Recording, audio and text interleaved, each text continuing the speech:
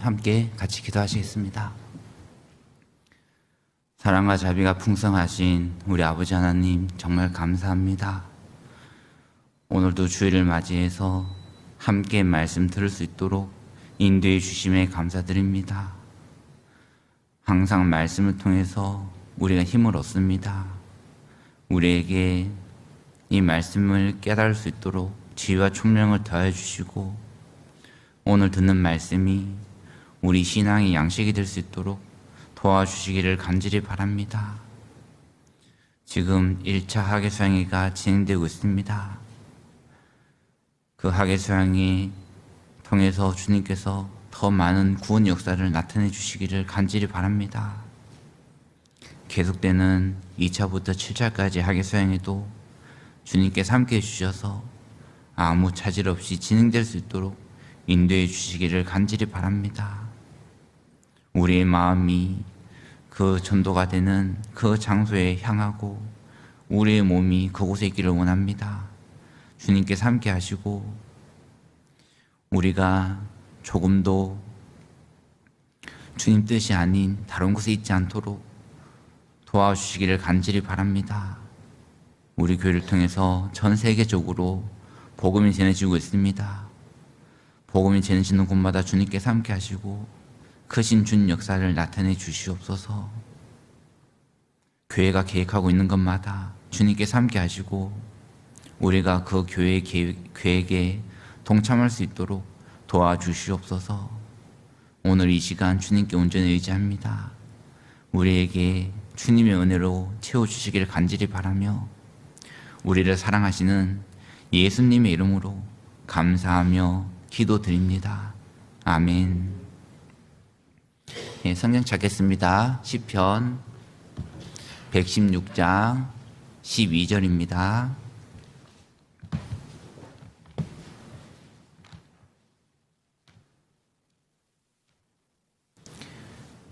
시편 116장 12절부터 14절 구약성경 887페이지에 있습니다. 시편 116장 12절부터 14절까지 같이 읽겠습니다. 여호와께서 내게 주신 모든 은혜를 무엇으로 보답할꼬? 내가 구원의 잔을 들고 여호와의 이름을 부르며 여호와의 모든 백성 앞에서 나의 소원을 여호와께 갚으리로다. 안녕하세요. 반갑습니다. 안녕하세요. 저는 양주교회에서 교제하고 있는 박윤범 형제입니다. 구밀교회는 이제 처음 와보는데 처음에 이제 교당 보고 나서 드는 생각이 참 너무 이쁘다 그 생각을 했습니다. 또 들어와 보고는 의리의리하다 이제 그 생각도 했습니다.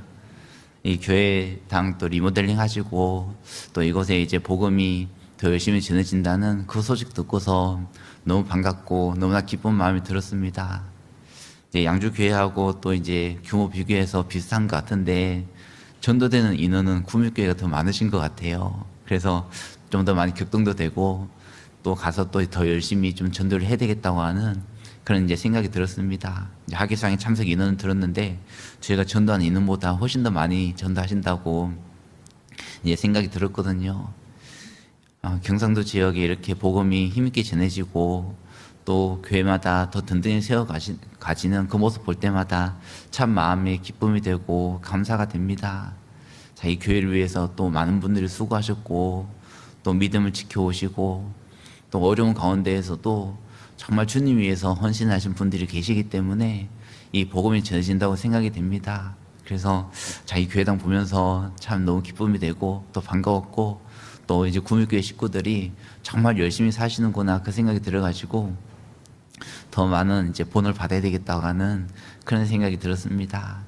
자, 오늘 이제 읽은 이 말씀 속에서 우리가 생각해 볼 것이 있는 겁니다. 방금 읽은 이 본문 말씀은 많이 아시고 또 많이 외우실 거예요. 주께서 여호와께서 내게 주신 모든 은혜를 무엇으로 보답할꼬? 자, 우리가 이제 이 말씀 들으면은 마음이 좀 격동이 되고 또 감사도 되고 결단도 되고 그러는 거잖아요. 주님께서 내게 주신 은혜들이 너무나 많이 있는데 그것을 어떻게 보답할까? 또 생각해 보면은 참 하나님께 너무나 감사가 되는 그 말씀이라고 할 수가 있는 겁니다. 이 말씀은 은혜를 일깨우는 말씀이라고 할 수가 있겠죠. 하나님께서 우리에게 많은 은혜 주셨는데 사람은 그거를 별로 기억하지 못하고 살아가고 있는 거예요. 그리고 그 은혜에 대해서 감사하지 않고 살아가고 있는 겁니다. 안타까운 것은 하나님께서 나에게 은혜 주셨는데 마치 그 은혜를 당연한 것처럼 여기고 살아가는 경우들이 너무나 많이 있는 거잖아요. 우리가 이제 자녀 키워보면은 자녀들이 성장해 나가면서 부모님은 얼마나 그 자녀들 위해서 수고합니까? 어릴 때부터 씻기고 입히고 또 닦아주고 참 그 자녀를 위해서 계속적으로 수고하고 희생하고 또 이제 구원받으신 부모님은 그 자녀를 위해서 늘 날마다 기도하고 어떻게든지 신앙적으로 키우기 위해서 노력하시는 거잖아요. 그 나이가 점점 자라면은 어떻게 됩니까? 부모님 너무 감사해요. 부모님 너무 고마워요. 저를 이렇게 수고해 주시니까 너무 그 은혜가 커요. 이렇게 잘하면 좋겠는데 그러지 않잖아요. 마치 자기가 잘해가지고 아무 도움 없이 그냥 큰 것처럼 생각이 들고 부모님 나한테 뭘 해줬느냐 이렇게 이제 생각하는 경우들이 있는 겁니다. 철이 없을 때에는 부모님의 은혜를 이론적으로 알지 실질적으로 깨닫지 못하잖아요. 그 나중에 철이 들게 되면은 야, 부모님이 진짜 나를 사랑하시는구나. 부모님이 진짜 나를 위해서 희생하셨구나. 이제 알게 되는 거죠. 우리도 신앙에 철이 들 필요가 있다고 생각이 됩니다. 우리가 지금 살아가는 모든 것들은 하나님의 은혜 속에 되는 것이지 은혜 아닌 것이 아무것도 없는 거죠. 근데 우리가 그 은혜를 잊어버리게 되면은 우리 마음에 여러 가지 문제도 생기는 거고 불평과 불만이 나타나는 거고 왜 이렇게 하느냐고 그러면서 여러 가지를 판단하게 되는 거잖아요. 하나님께서 나에게 주신 그 모든 직분에 대해서도 그것도 힘들다고 어렵다고 하기 싫은 그런 마음도 이제 들게 되는 거고 어떨 때에는 마음이 높아져 가지고 함부로 다른 사람들을 판단하고 그런 경우도 생기게 되는 거예요. 근데 이제 우리가 여호와께서 내게 주신 은혜 그것을 계속적으로 묵상하고 알아가야 될 필요가 있는 겁니다. 우리의 신앙의 근본은 은혜라고 할 수가 있는 겁니다. 이스라엘 백성들이 성막을 지을 때 성막에 받침이 있었거든요. 그 받침이 은인데 이 은은 예수님의 피, 은혜를 상징하고 있는 거예요. 그 성막의 가장 기초가 은이었고 그것은 은혜를 말하고 있는 거거든요. 우리 또한 신앙의 기초가 은혜가 돼야 되는 겁니다. 어떤 내가 봉사하고 교제하고 전도하는 것이 사람 보이기 위해서 하는 것이 아니잖아요. 또한 내가 나 스스로를 만족시키기 위해서 하는 것이 아니잖아요. 내가 사람 보이기 위해서 하는 거라면은 또는 나의 존귀심으로 그것을 하고 있는 거라면은 그 봉사와 전도의 모든 일들은 얼마 가지 못할 겁니다.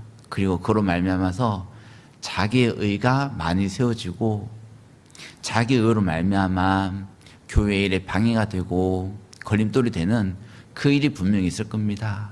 그러나 내가 하는 모든 것들이 은혜라면은 더 하지 못해서 죄송한 거잖아요. 더 주님 위해 살지 못해서 죄송한 것이고 나한테 주신 은혜가 더 많이 있는데 그 은혜에 너무 보답하지 못해가지고 너무 죄송한 모습인 거죠. 우리의 신앙의 기초는 반드시 은혜라야 되는 거예요. 나를 주신 사랑, 그 사랑에 감동되어서 그 사랑이 너무 고마워서 우리가 신앙생활 하는 것이 합당한 모습인 거죠. 우리 구물교회 성도님들은 어떤 마음 가지고 계십니까? 구물교회 성도님들은 정말 나에게 주신 그 구원하신 은혜가 너무 감사해서 신앙생활 하십니까? 아니면은 그냥 아무 생각 없이 해야 되니까 어쩔 수 없이 남의 이목 때문에 직분 맡았는데 내가 이것도 안 하면은 주변에서 뭐라 그러겠지. 주변의 이목과 판단 때문에 봉사를 하십니까? 네, 그런 분 안 계실까 생각이 듭니다. 우리 마음이 정말 주님 주시는 은혜로 감동되었으면 좋겠습니다. 주께서 내게 주신 모든 은혜가 있거든요. 또한 무엇으로 보답할고 그러잖아요. 무엇으로 보답할고 이것은 우리가 생각해야 되는 그런 말씀을 할 수 있는 거죠. 우리는 반드시 어떻게 보답할까를 생각을 해야 되는 거예요. 생각하고 실천에 옮기는 것, 거지 신앙이 자라는 그런 방법이라 할 수 있는 거죠. 문제는 생각하기를 싫어하고, 오늘날 시대는 생각하는 것을 너무 싫어하거든요. 그냥 편안하게 생각하지 않아도 나한테 유익된 것이 그냥 주입되기를 바라는 것이 오늘날 시대의 모습인 거잖아요. 하나님 말씀은 듣고 감동받고 잊어버리는 것이 아니고, 듣고 내가 생각하고 삶 가운데 실천하는 것이 하나님 말씀을 공부하고 하나님 말씀을 듣는 이유라고 할 수가 있는 겁니다. 그래서 이 말씀 듣고 생각하고 실천하지 않으면은 그냥 흘려듣고 떠내려가 버리고 말게 되는 겁니다. 우리는 이제 말씀 들을 때 생각해야 되는 거예요. 내가 이 말씀을 통해서 무엇을 순종할까 생각해야 되는 거고, 내가 구체적으로 내 삶을 어떻게 바꿀까, 그것을 분명히 생각을 해야 되는 겁니다.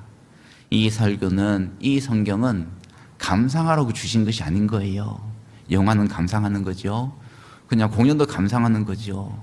그렇지만은 그것이 우리 삶을 바꾸지 못하잖아요. 이 성경은 감상하는 것이 아니고 읽고 듣고 배우고 지켜야지만 이 성경을 대하는 바른 태도라고 할 수 있는 겁니다. 요한계시록에는 이 예언의 말씀을 읽는 자와 듣는 자와 그 가운데 기록한 것을 지키는 자들이 복이 있나니, 이렇게 돼 있는 거예요. 읽고 듣고 지켜나가는 것. 그래서 이 말씀을 듣는 가운데에서 내가 말씀을 끝나고 나서 어떤 걸 실천할 것인가, 그것을 정말 생각해보고 그 마음의 결심을 굳히는 것이 꼭 필요한 겁니다. 근데 그러하지 아니하고 듣고 그냥 감상하고 끝나버리면은 우리의 삶이 바뀌지 않아요.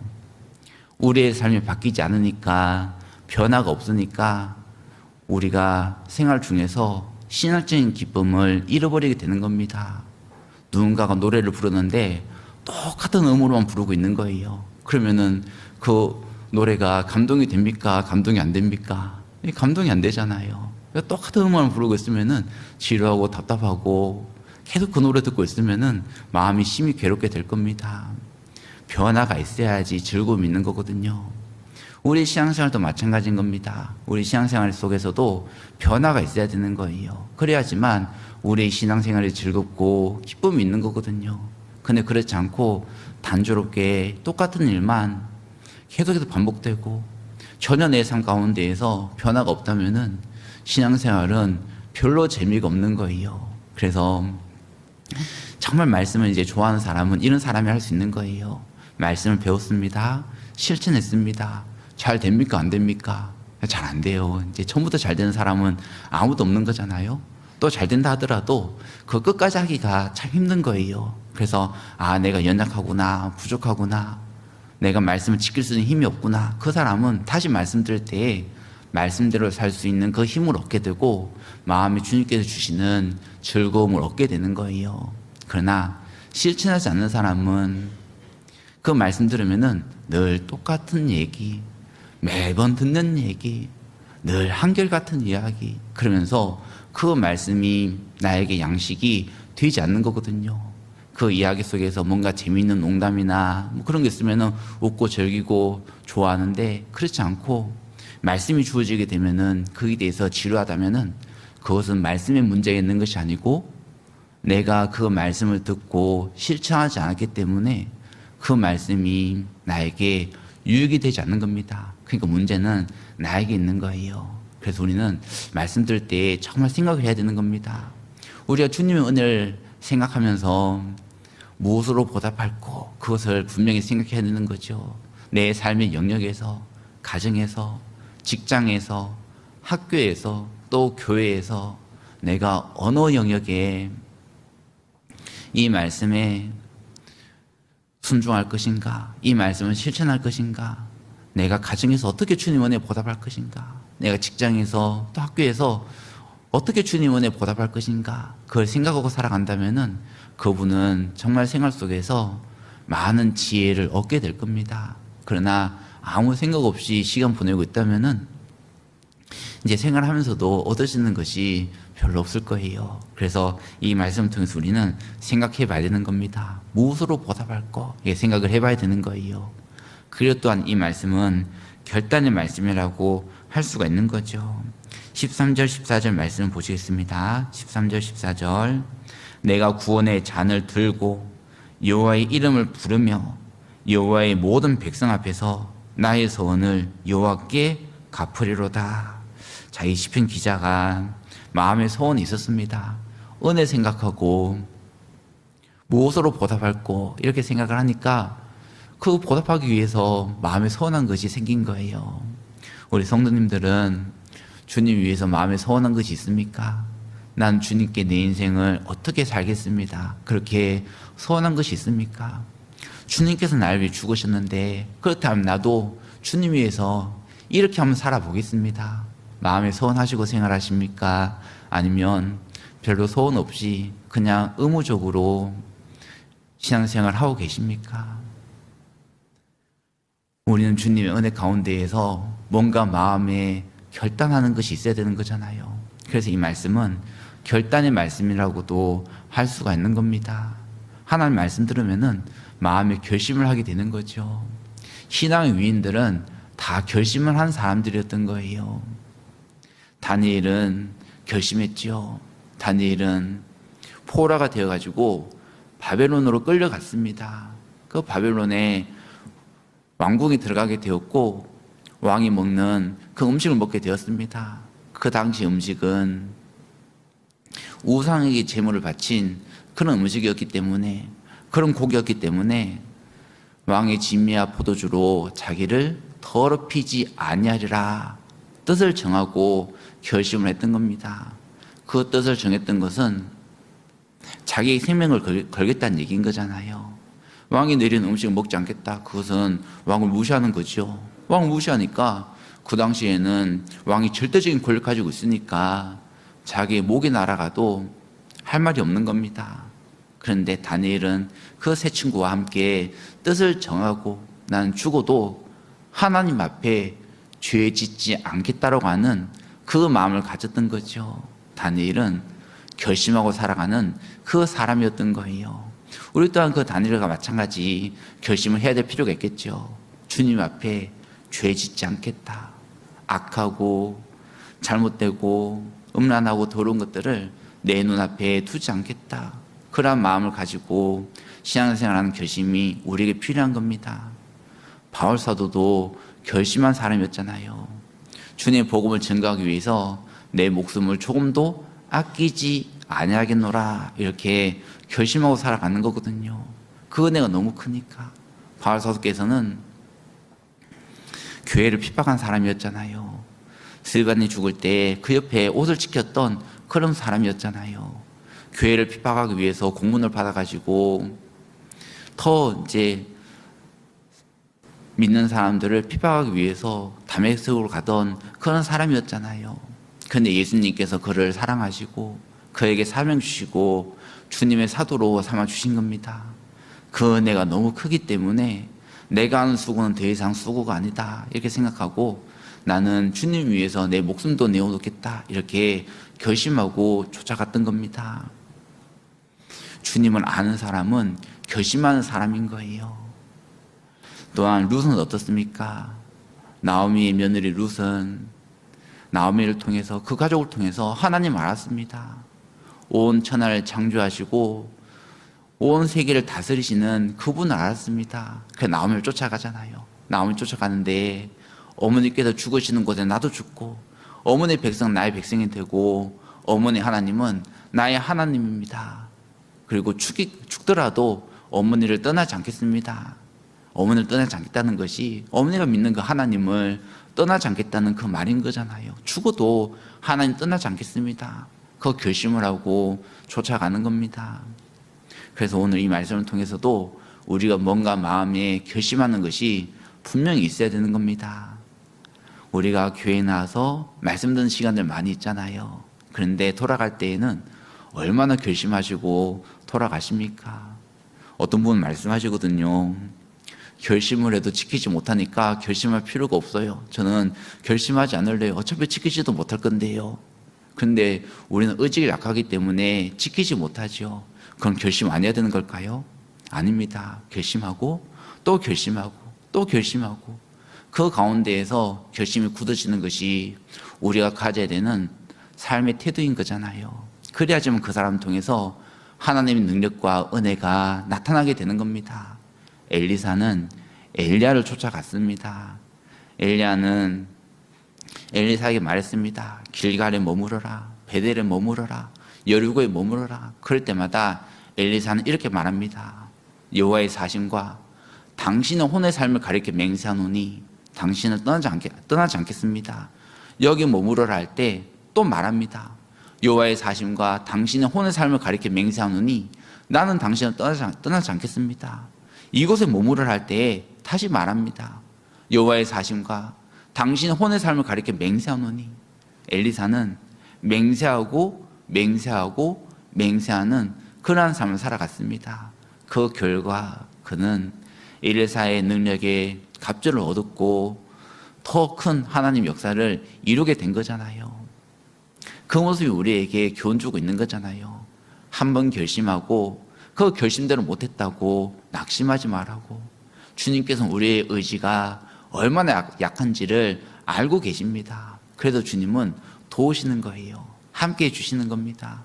또 주님께 나아가려고 하고 또 다시 주님께 나아가려고 하고 넘어지더라도 그게 주저앉아 있는 것이 아니라 다시 일어서고 다시 주님 위해서 살고 산다면은 주님께서는 그 사람을 정말 귀하게 보시는 거고 하나님 말씀으로 그에게 힘을 주셔서 하나님의 일을 이룰 수 있도록 도와주시는 거예요. 그래서 이 말씀 통해서 우리가 정말 오늘 무언가를 결심해야 된다는 것을 알 수가 있는 겁니다. 그래서 오늘 이제 하나님 은혜에 대해서 생각해보고 그리고 무엇으로 보답할지에 대해서도 생각해보고 그리고 어떤 결심을 해야 될지에 대해서도 한번 생각해 보시고 주님께 은혜 받는 그 시간 되시면은 너무 좋겠습니다. 우리는 주님의 은혜 위에 살아가고 있는데 요한복음 말씀 보시겠습니다. 요한복음 1장입니다.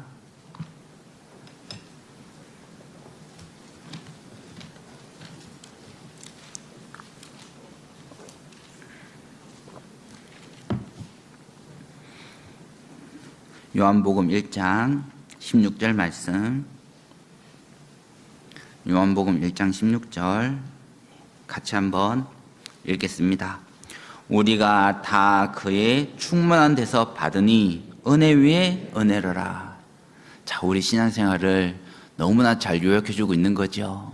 우리가 다 그의 충만한 데서 받으니 우리는 받고 살아가고 있는 거잖아요. 이 받았다는 것을 잊어버리면은 안 되는 거거든요. 고린도 교회 성도들은 자기가 하나님께로부터 받고 살고 있다는 것을 잊어버렸습니다. 그래서 교만해져가지고 다른 사람들을 판단하고 감사치 않는 그 삶을 살아갔던 거예요. 우리에게 있는 것 중에 바울사도가 말하잖아요. 고린도 교회 성도들에게 우리에게 있는 것 중에 받지 아니한 것이 무엇이뇨? 우리가 받았은즉 어찌하여 받지 아니한 것 같이 자랑하느뇨? 이렇게 책망을 하고 있는 겁니다. 우리에게 있는 것 중에 받지 않은 것이 무엇입니까? 근데 우리에게 주셨는데 우리가 잘해서 주셨습니까? 아니면 은혜로 주셨습니까? 우리가 잘해서 받은 거 없잖아요. 우리가 받은 것 중에 가장 귀한 것이 구원인 거죠. 내 죄 사함을 받았습니다.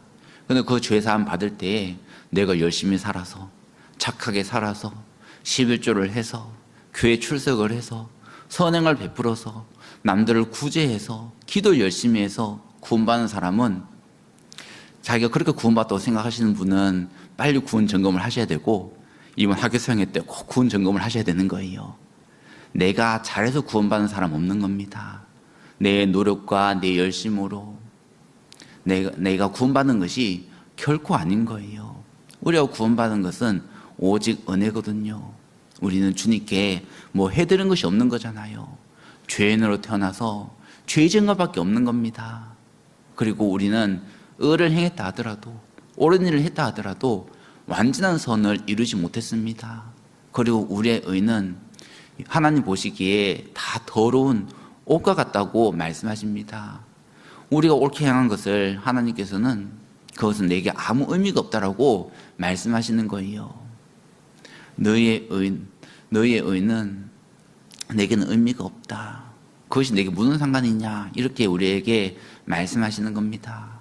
우리는 정말 죄 가운데 태어나서 죄 지으며 살아가다가 영원한 불못 지옥에 떨어질 사람이었던 거잖아요. 주님은 우리가 어디에서 건짐받았는지를 기억하길 원하시는 겁니다.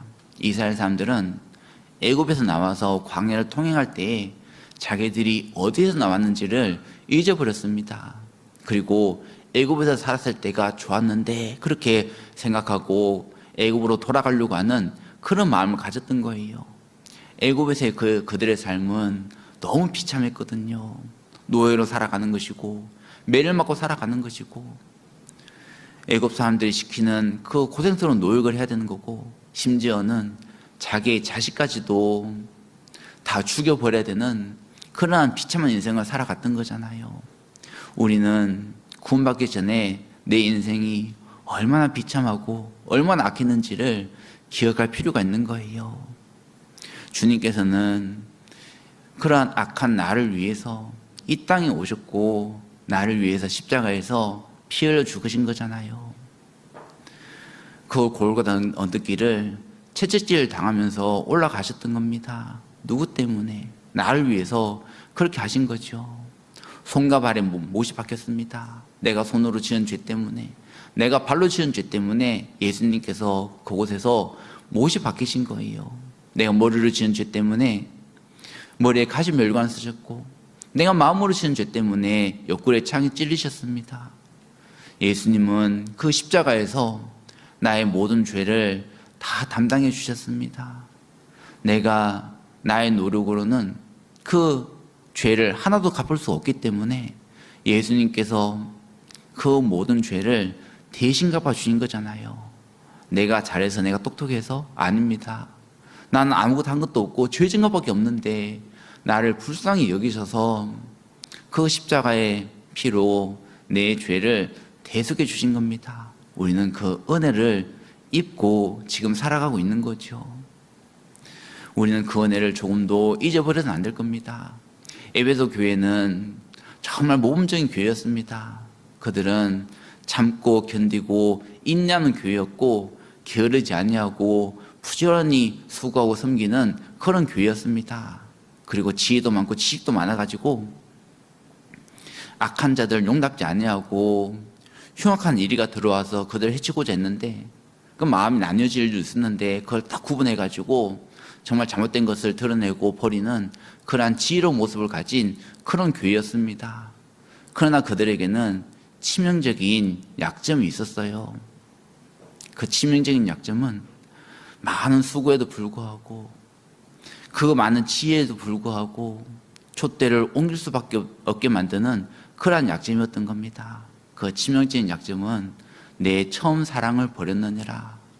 그 구원의 기쁨과 주님을 향한 사랑이 식어져 버린 그런 모습을 가지게 되었습니다. 우리 신앙생활 때에도 마찬가지인 겁니다.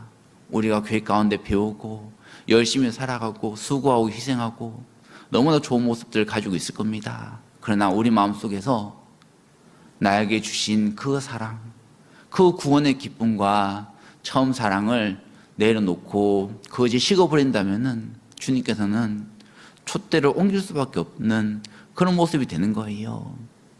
우리는 우리 마음속에서 나에게 주신 그 구원의 은혜와 그 감사가 마음이 넘쳐야 되는 거거든요. 우리는 어떻게 그 마음이 넘치고 계시는가요? 처음 사랑이 혹시 식어지지 않았습니까? 주님 날 위해서 십자가 지신 그것이 그냥 이론적으로만 들리고 늘 전도 집회에 나오는 형식적인 이야기로만 들리고 그것이 내 마음속에 감동과 기쁨이 없다면은 우리 자신을 정말 잘 돌이켜보고 처음 사랑을 가져야 되는 거예요. 처음 사랑을 회복할 수 있을까요? 아니면 영영 회복하지 못할까요? 회복할 수 있습니다. 저는 이제 어릴 때 구원을 받았는데 이제 국민학교 상위 때 구원을 받았습니다. 구원 받고서 이제 교회 가운데 신앙생활 하는데 이제 그때 당시에는 이제 교회가 이제 숫자도 적고 또 이제 체계가 잡히지 않았기 때문에 교회 학교 교육이나 그런 건 이제 받지 못했습니다. 그냥 이제 구원 받고서 어른들 말씀 들으면서 그렇게 이제 신앙생활을 하고 그렇게 이 시간을 보냈었는데 나중에 이제 말씀 배우면서 처음 사랑을 깨달으라고 그거 가지라고 얘기하는 거예요. 근데 저는 이제 기억나지가 않는 겁니다. 그냥 구원받았던 것만 기억나지. 근데 구원의 기쁨이나 처음 구원받을 때의 감동이나 그런 것들이 별로 기억나지 않는 거예요. 어릴 때라서. 그래서 그 말씀이 항상 마음에 걸림이 되었거든요. 어느 날 기도했습니다. 주님께서 이렇게 말씀하셨는데 그 처음 사랑을 회복하고 싶다고, 나도 가지고 싶다고. 어떨 때에는 어린 데서 구원받으신 분들이 더 부러운 거예요. 그분들은 완전 변화된 삶을 사시잖아요. 술, 담배 하시다가 변화돼가지고 그거 다 끊으시고 교회 가운데에서 참 큰 기쁨으로 살아가시는 거 보면서 오히려 부럽다. 나도 어릴 때 구원받지 말고 어른 될 때 구원받았으면 좋았을 걸, 뭐 그런 생각도 들고 이제 그랬습니다. 그런데 주님께 기도했을 때 주님 사랑을 보여주셨습니다. 주님께서 나를 얼마나 사랑하시는지, 주님께서 나를 얼마나 귀하게 여기시는지, 그 주님 사랑이 더 마음에 깨달아지고 더 이상 내가 주님께서 나를 사랑하지 않는 것 같아. 이제 그런 이제 마음과 생각을 정말 버려야 되겠다. 그건 주님께 너무나 잘못을 저지르는 모습이구나. 그것을 알게 되었습니다. 그리고 이제 알게 된 것이, 처음 사랑은 회복되는 거다. 어떤 사람이든지 간에, 어릴 때 구원받고 기억 안 나는 사람들든지 간에, 또는 여러 가지 마음의 시험과 눌림으로 인해서 어려움을 겪고 계신 그런 분들을 할지라도 이 처음 사랑을 회복하기 원하고 주님께 도움을 구한다면은 반드시 회복되는 거다. 이것을 경험적으로 알게 되었습니다. 우리 중에 혹시 그 사랑이 내 마음에 감동이 되지 않고 그냥 형식적으로 지식적으로만 안 분이 계신다면은 한번 주님께 도움을 구해 보시기 바랍니다. 정말 정직한 마음으로 나 정말 그 사랑을 회복하고 싶다고, 정말 더욱 주님을 사랑하고 싶다고, 주님께 나를 사랑하시는 그 사랑을 더 알기를 원한다고, 그렇게 주님께 도움을 구한다면은 주님께서는 그 기도를 들어주실 거예요. 그리고 그 기도는 주님께서 너무나 기뻐하시는 기도이기 때문에 우리에게 반드시 이루어 주실 겁니다. 우리가 그 은혜를, 구원받은 은혜를 잊으면 안 되겠지요. 그리고 우리가 신앙생활하는 것도 은혜 위에 은혜인 거잖아요. 우리가 신앙생활하면서 경험하는 것이 무엇입니까? 은혜 위에 계속적인 은혜가 있는 거예요. 이 말씀은 이렇게 바꾸어도 맞는 것 같아요. 은혜 위에, 은혜 위에, 은혜 위에, 은혜 위에, 은혜 위에, 은혜 위에, 은혜 위에, 은혜 위에, 은혜로라. 우리가 신앙생활하는 것 중에서 은혜 아닌 것이 없는 거잖아요. 당연한 줄 알았던 것들도 다 은혜이고, 내가 생각지 않은 그런 은혜도 준비되어 있는 거고, 그 은혜 속에서 우리는 살아가고 있는 거예요. 대표적인 것이 교회잖아요. 내가 교회를 위해서 또 교회를 세우고 그런 사람 아니잖아요. 그런데 구원받고 나니까 교회가 존재하고 있는 겁니다. 주님 위해서 열심히 사는 분들이 함께하고 있는 거예요. 그 교회에 날 연결하시고 그 교회를 통해서 우리를 인도하시고 말씀을 가르쳐 주시는 거죠.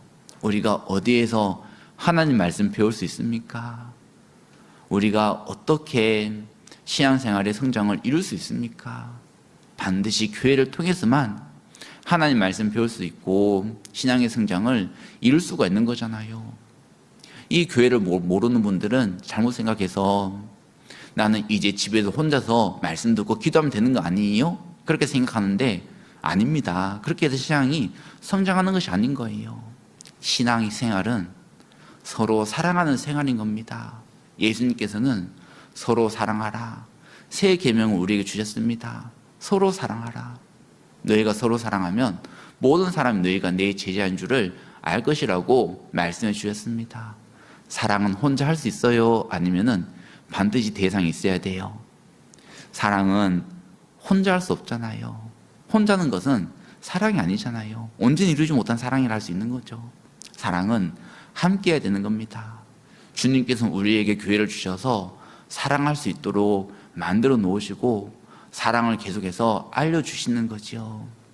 교회 가운데 나하고 잘 맞고 이야기가 잘 통하고 소통이 되고 성향이 비슷하면은 친밀감을 느끼면서 사랑할 수가 있는 겁니다. 야, 정말 잘 통하고 얘기하고 대화를 나눌 때마다 마음의 기쁨도 되고 즐거움도 되는 거예요. 그리고 그 대화를 나누는 가운데에서 내가 알지 못했던 것들도, 생각지 못했던 것들도 많이 깨닫게 되는 거죠. 대화가 잘 통하는 분을 통해서는 친밀감을 느끼는 그런 사랑을 할 수가 있고 배울 수가 있는 겁니다. 반면에 교회 가운데 아픔도 생기는 거죠. 상처도 받는 거죠. 어려움도 있는 거고 고난도 있는 거죠. 그걸 통해서는 견디는 사랑을 배울 수가 있는 거예요. 사랑은 오래 참고 그리고 견디느니라. 시작도 참는 것, 끝도 견디는 것, 참는 거잖아요. 우리는 그 가운데에서 더 큰 사랑을 배울 수가 있는 겁니다. 자기와 잘 맞고 자기가 잘 통한 사람은 이방인들도 한 사랑이거든요. 그렇지만은 상처 받았으나 그 가운데에서 다시 사랑할 수 있는 것은 주님의 사랑만으로 될 수가 있는 거예요. 예수님께서는 채찍을 당하셨는데 채찍을 내리치는 그 병사들을 사랑하셨잖아요. 예수님께서는 자기를 조롱하는 그 이스라엘 사람들을 사랑하셨습니다. 예수님께서는 십자가에 못 박으라고 외치는 그 군중들도 다 사랑하셨고 그 종교인들도 바리새인과 서기관들도 사랑하셨습니다.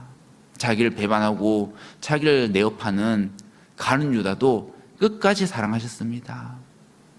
예수님은 침뱉음을 당하시면서도 사랑하셨고 십자가에 매달리시면서 그 옆에 강도가 자기를 비웃었잖아요. 멸시하고 조롱했잖아요. 그런데 그 강도까지도 사랑하셨습니다. 예수님의 사랑은 결코 편안한 가운데에서 하신 사랑이 아닌 거예요. 예수님의 사랑은 상처 입은 사랑이거든요. 상처 입었으나 그럼에도 사랑을 해 나가신 겁니다. 그 사랑이 우리에게도 있는 거예요. 그래서 우리가 신앙생활 가운데에서 상처 입을 수 있습니다. 마음이 아플 수 있습니다. 여러 가지 고난이 있고 아픔이 있을 수 있습니다. 그러나 우리는 그럼에도 불구하고 사랑할 수 있는 거예요. 세상의 사랑은 조건적 사랑이거든요. 그래서 사랑이라 할 수 있는 거예요. 그래서 나한테 잘해주고 나한테 친절하게 대하고 내가 정해놓은 그 범위, 그 한계까지만 사랑할 수 있거든요. 그 범위 벗어나면은 더 이상 얼굴 보지 않고 부딪히게 되고 다툼이 생기는 거죠. 그러나 구원받은 사람의 사랑은 무조건적인 사랑이고 그럼에도 불구하고 사랑인 거예요. 이렇게 대하고 이런 어려운 일 있지만은 그럼에도 불구하고 사랑하겠다. 놀라운 것은 그 사랑을 우리에게 주셨고 우리는 그 사랑을 행할 수 있는 그런 사람으로 계속해서 성장해 나가고 있는 겁니다. 그래서 어려움이 있다 하더라도 교회 가운데 아픔이 있고 상처 주는 분이 있다 하더라도 포기하지 않고 또 사랑하려고 할 때 우리는 주님 사랑을 더 많이 깨닫게 되는 거예요. 아픔 가운데 사랑하려고 할 때 쉬울까요? 어려울까요? 너무 어렵죠. 불가능하죠. 그런데 그 뒤에 깨달아지는 것이 있기 때문에 아픔 가운데 사랑을 할 수가 있게 되는 겁니다. 그 뒤에 깨달아지는 것이 무엇일까요? 바로 예수님이 깨닫게 되는 거예요.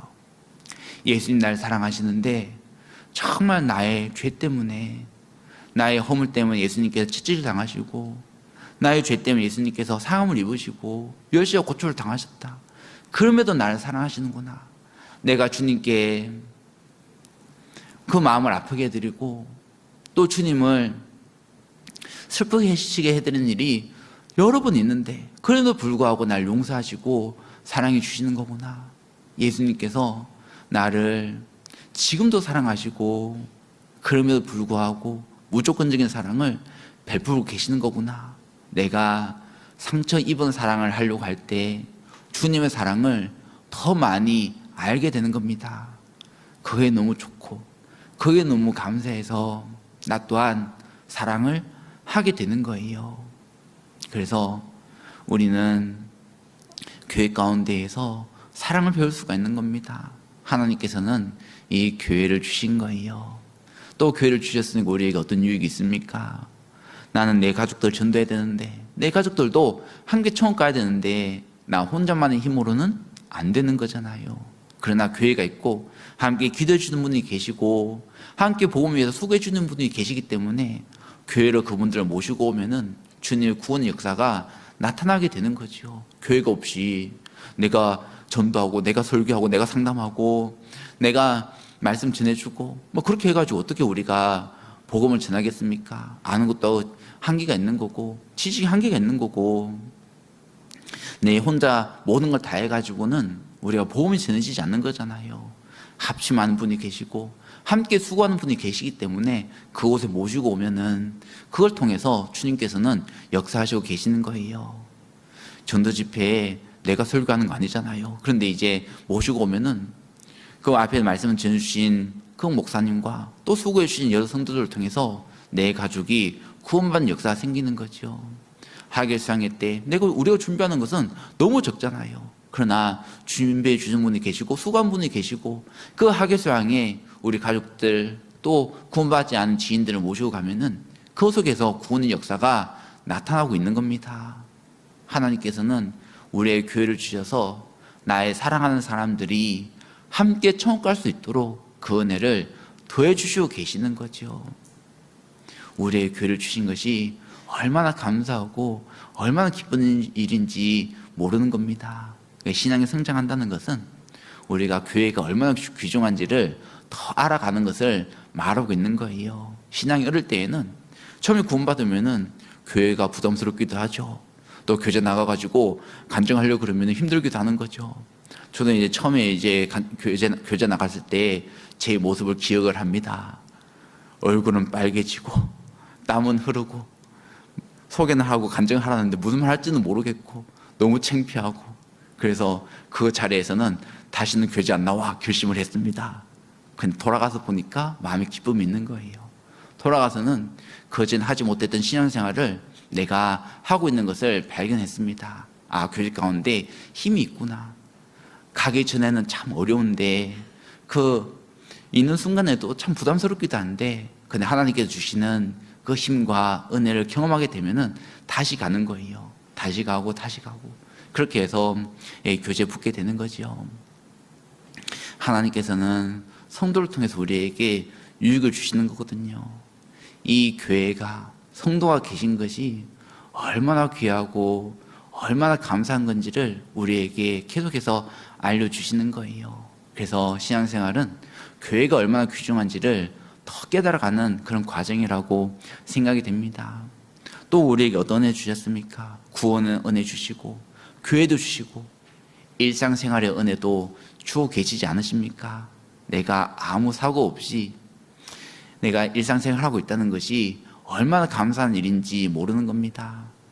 차를 타고 가다 보면은 사고 난 차량을 심심찮게 발견할 수 있습니다.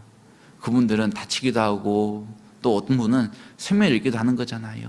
그러나 나는 일상생활을 유지할 수가 있고 아주 편안하게 하루를 보낼 수 있다는 것이 얼마나 감사한 일인지 모르는 거예요. 미국의 어떤 목사 아버지와 목사님 아들이 있었는데 그분이 이런 대화를 나눴다고 이야기가 전해집니다. 아들 목사님께서 아버지에게 자랑했다는 거예요. 하나님께서 저를 진짜 사랑하시는 것이 틀림없어요. 오늘 큰 사고가 났었는데 제가 아무 다친 것 없이 이렇게 오늘 집으로 돌아올 수 있었거든요. 이렇게 이제 이야기를 했답니다. 그 이야기를 들은 아버지 목사님이 이렇게 대꾸하셨다는 거예요. 하나님은 너보다 나를 더 사랑하시는 것 같다. 나는 아무 사고 없이 집에 왔거든. 이제 이렇게 이야기를 했다는 겁니다. 큰 사고로부터 질병으로부터 우리를 건져주시고 고쳐주신다면은 그것은 너무나 크고 놀라우신 하나님의 보호와 은혜잖아요. 그것도 또한 우리가 감사해야 될 수 있는 그런 제목인 거죠.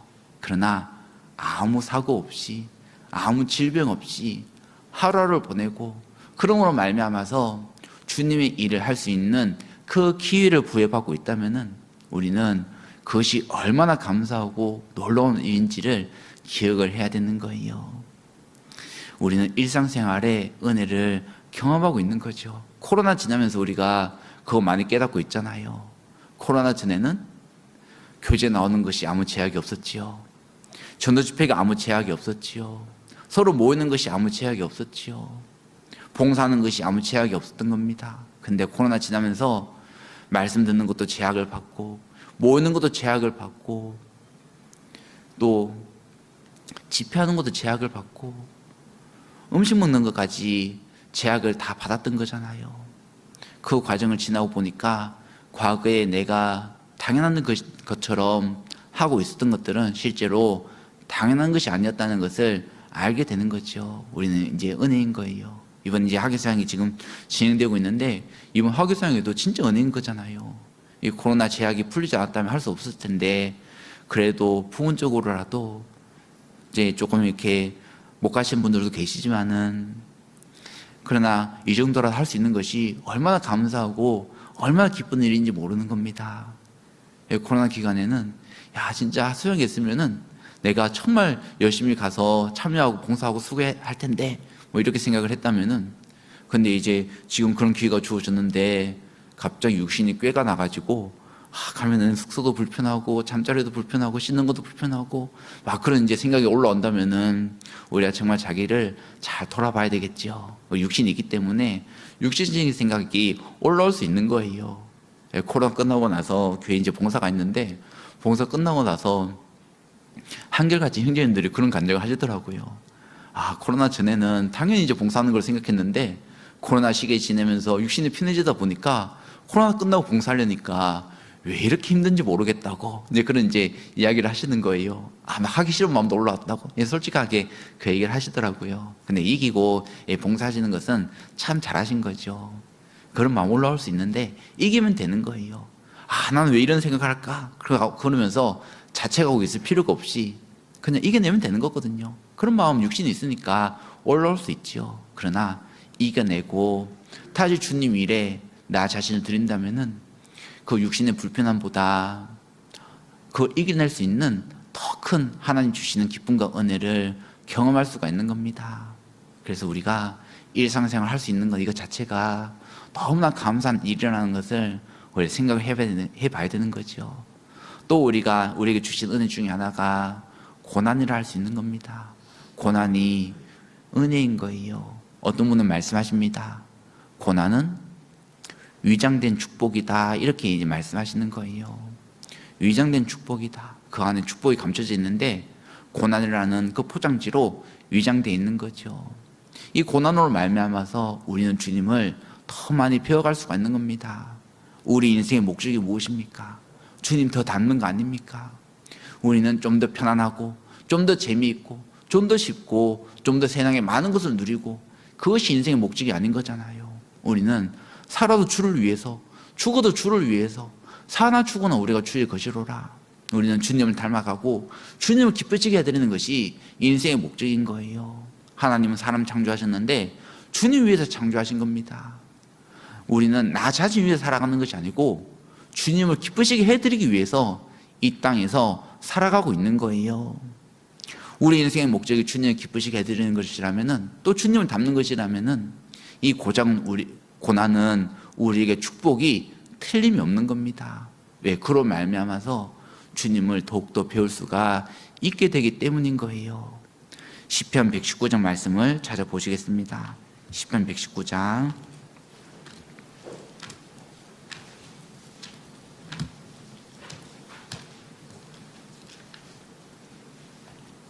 71절 말씀입니다.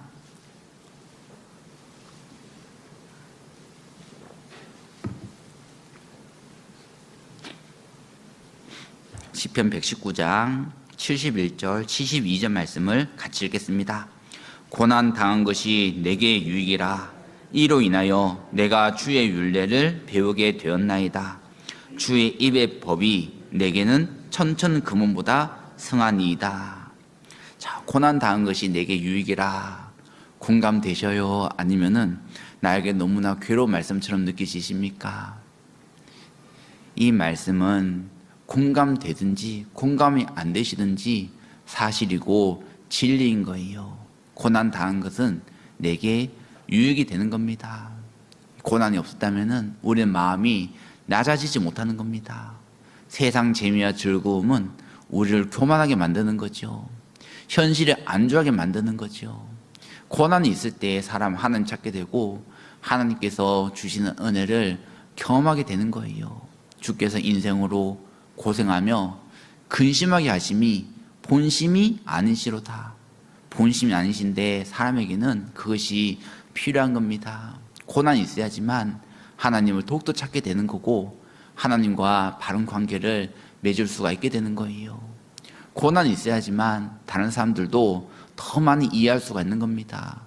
고난이 없는 사람은, 인생 편하게 보는 사람은 다른 사람 이해하는데 그 폭에 한계가 있을 수밖에 없는 거죠. 그리고 고난 가운데에서 힘들어하는 사람 보고서 왜 그러느냐고, 이렇게 해야지 그러면서 자기 나름대로 기준을 제시해서 그 아픈 사람 마음을 더 고통스럽게 만들어주는 그런 경우들이 있는 거잖아요. 욥의 세 친구는 욥과 같은 고난을 당하지 않았습니다. 욥의 세 친구는 욥을 위로하러 왔지만은 위로가 되지 못하고 오히려 욥의 마음을 아프게 했습니다. 이것저것 가르쳐주면서 그거는 죄 때문이다, 넌 하나님이 이렇게 살아야 된다 이야기는 해주는데 그 이야기들은 욥에게 전혀 도움이 되지 않았습니다. 고난이 없이 사는 사람은 다른 사람의 마음을 이해하는데 한계가 있는 거예요. 그러나 고난이 있는 사람은 어떠합니까? 다른 사람들을 이해할 수가 있고 위로해 줄 수가 있는 거잖아요. 바울 사도께서는 많은 성도들을 위로해 주었습니다. 먼저 고난을 받았기 때문에, 그리고 하나님께로부터 주어지는 위로를 얻었기 때문에 다른 사람들 위로할 수 있는 그런 사람이 된 거잖아요. 고난이 없이는 나만 위해 사는 사람이 되겠지만은 고난을 받는 사람은 내가 아닌 다른 사람들에게 선한 영향력을 끼치는 그 사람이 될 수가 있는 거예요.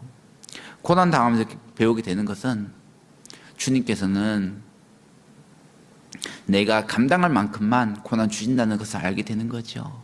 그래서 감당할 수 있는 거구나. 그 당시는 힘들어 보이고 괴로워 보이고 이것이 없어야만 내가 바르게 살 수 있을 것처럼 생각이 들지만은 지나고 나서 보면은 그것까지도 다 감당할 수 있는 그런 고난이었고 하나님의 계획 속에 있는 그런 고난이었구나, 그것을 알 수가 있는 겁니다. 그래서 고난 당한 사람은 다른 사람들에게 힘을 줄 수가 있게 되는 거예요. 감당할 수 있다고, 이겨낼 수 있다고, 하나님께서는 그 모든 것들을 다 계획하시고 계신다고, 다른 사람들에게 정말 힘이 되는 그런 위로를 전해줄 수가 있게 되는 거거든요. 주님은 우리에게 불성각이 되어주신다고 말씀해 주셨습니다. 우리 주변 주님께서 불성각이 되어주시는 거예요. 근데 그 불성각을 뚫고 고난 내 인생에 들어왔다면은 그것은 계획된 고난일까요? 아니면은 하나님도 어찌할 수 없는 그런 고난일까요? 그 하나님께서 불성각이 되어주시는데 고난 내 인생 속에 있다면은 그것은 주님께서 이 정도는 감당할 수 있다고 우리에게 그 고난을 계획하시고 주신 고난이 틀림이 없는 겁니다. 감당할 수 있는 거예요. 또 고난을 말미암아서 좋은 것이 내가 이로 인하여 주의 율례를 배우게 되었나이다. 주님 말씀을 깨닫게 되는 것, 주님 마음을 알게 되고 주님을 더 가까이 하게 되는 것, 이것이 우리에게 주시는 너무나 큰 유익인 거잖아요. 어떤 분은 이 말씀이 이해가 안 되는 분도 계실 겁니다. 왜 이게 이해가 안 될까요? 72절 보시면 이렇게 되어 있습니다. 72절, 주의 입의 법이 내게는 천천금원보다 승하니이다. 하나님 말씀은 천천금원보다, 세상의 모든 재물보다, 세상의 그 어떤 것보다 더 크다고 말씀하십니다. 고난을 통해서 말씀을 깨닫게 되는 거예요. 천천금원보다 더 귀한 말씀을 내 말씀으로 만들 수가 있게 되는 겁니다. 그런데 말씀이 내 안에서 크지가 않고 말씀이 얼마나 귀한지를 알지 못하는 사람은 고난으로 말미암아서 말씀을 배우는 것이 내게 유익이라는 것이 이해가 안 되겠죠. 그에게는 말씀이 너무 작으니까 그 말씀 얻는 것보다 고난 피하는 것을 더 좋다고 생각하시게 될 겁니다. 이 말씀은 진짜로 이 세상 어떤 것보다도 더 큰 유익인 거예요. 이 고난에 대한 보상이 말씀이 되는 거거든요. 우리가 말씀 한 구절 깨달을 수 있으면은 어떤 고난과 희생이 있다 하더라도 그것은 결코 낭비와 나에게 손해가 아닌 겁니다. 한 말씀 깨닫기 위해서 내 평생이 다 들으신다 하더라도 말씀 한 구절 얻을 수 있다면은 그것은 우리는 가장 귀한 것을 얻은 것이고 가장 큰 보상을 받는 모습인 거예요. 내 소유를 다 팔아서 진주를 산 사람 이야기가 마태복음 13장에 나오잖아요. 그 진주의 귀함을 알기 때문에 자기 소유를 다 팔 수가 있는 거거든요. 우리는 이 말씀이 얼마나 귀한지를 알고 이 말씀이 얼마나 내 속에서 큰 비중을 차지하고 있는지를 스스로 살펴봐야 되는 거예요. 이 고난으로 말미암아서 하나님 말씀 배울 수 있으면은 고난에 대한 그 보상은 충분하다고 할 수가 있는 겁니다. 나에게 고난을 주신 것, 이것은 나를 더 사용하기 위해서 주님 앞에 합당한 사람 만들기 위해서 고난 주신 겁니다. 나를 더 깨끗하게 만들기 위해서 고난 주신 겁니다. 이 고난으로 말미암아서 주님 일에 합당한 사람이 되어 주님의 크신 일에 내가 그 일의 도구가 되는 겁니다. 이 고난이 나에게 얼마나 좋은 건지를 우리가 계속해서 깨달아 가야 되는 거예요. 그래서 고난대학이라고 있는데 고난대학에는 1학년부터 4학년까지 과정이 있다고 이야기를 하더라고요. 고난대학 1학년은 고난은 싫어, 나는 고난 안 받았으면 좋겠어요. 그게 1학년이고 고난대학교 2학년은 어쩔 수 없이 받아야지요. 고난대학교 2학년들 하는 거예요. 고난대학교 3학년은 이제 주님이 하려면 고난이 필요하네요. 고난 있다 하더라도 주님이 하겠습니다. 고난대학교 3학년이고 고난대학교 4학년은 저는 고난이 없으면 안 돼요. 하나님 저 고난이 있다 하더라도 더 주님을 닮아갈 수 있도록 도와주세요. 고난 나에게 유익이고 고난 나에게 기쁨이에요. 그 사람이 고난대학의 4학년이고 그래야지만 졸업한다고 이야기를 합니다. 바울사도는 고난대학을 잘 졸업하셨던 것 같아요. 그래서 디모데에게, 그 사랑하는 아들 디모데에게 복음과 함께 고난을 받으라고 그렇게 권면하고 있는 거잖아요. 고난이 너무 좋은 거고 너무나 큰 유익이 있으니까 그 사랑하는 아들 같은 그 디모데에게 고난 받으라고 그렇게 권면하고 있는데 고난이 우리에게 얼마나 큰 중요한 것인지를 깨닫고 있는 거죠. 우리는 나에게 주신 은혜가 무엇인지를 잘 살펴봐야 되는 겁니다. 구원의 은혜가 있고 교회를 주신 은혜가 있고 또 내 일상생활 가운데에서 지켜주시는 은혜가 있고 또 나에게 고난까지 주시면서 주님의 일에 나를 사용하시려고 하는 그 은혜가 우리에게 주어지는 겁니다. 은혜 위에 은혜가 정말 많이 있고 살펴보면 살펴볼수록 은혜 아닌 것이 없다는 것을 알 수가 있는 거죠. 은혜를 받은 사람이 반드시 가져야 되는 것은 그 은혜에 대한 보답인 거잖아요. 사람이 사람에게 짓는 죄 중에 가장 큰 죄가 무엇인지 아시죠? 십계명의 5번째 계명. 그 십계명은 죄의 목록이기도 하고 죄의 경중을 크기를 알려주는 그 말씀이기도 한 거죠. 첫 번째 계명이 가장 크고 그리고 또 그 죄가 어떤 죄가 있는지를 우리에게 알려주시고 계시는 겁니다. 1번부터 4번까지는 하나님께 짓는 죄, 5번부터 10번까지는 사람에게 짓는 죄를 말하고 있는 거죠. 5번째 계명이 내 부모를 공경하라. 6번째부터 살인하지 말라, 간음하지 말라, 돌질하지 말라, 거짓말하지 말라, 탐내지 말라, 이렇게 말씀하시고 계시는 거잖아요. 사람이 사람에게 짓는 죄 중에서 가장 큰 죄가 부모님을 공경하지 않는 죄. 그 죄는 어떤 죄일까요? 은혜를 받았는데 그 은혜를 잊어버리는 죄가 가장 큰 죄라고 말씀하시고 계시는 겁니다. 심지어 살인죄보다도 간음죄보다도 우리가 신문지상에서 기사 가운데에서 세상 많은 사람들의 범죄를 듣습니다. 어떻게 사람이 그럴 수가 있을까? 어떻게 사람이 이렇게 악할 수가 있을까? 그런 생각이 드는 겁니다. 사람을 죽이고 또 악한 일을 저지르고 또 많은 뇌물을 받고 돈을 횡령하고 그런 이야기를 많이 듣는 거죠. 어떻게 사람이 이럴 수 있을까? 그런데 그 모든 죄보다도 사람이 짓는 죄 중에서 가장 큰 죄는 은혜를 받았으나 잊어버리는 죄잖아요. 은혜는 반드시 보답해야 되는 거거든요.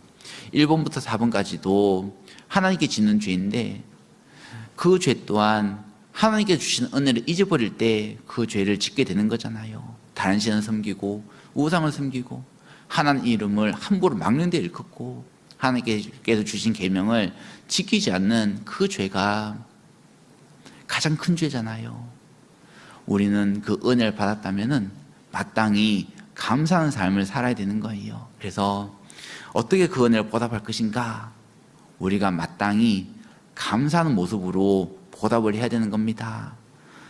데살로니가 전서 말씀 찾아보시겠습니다. 데살로니가 전서 3장 말씀.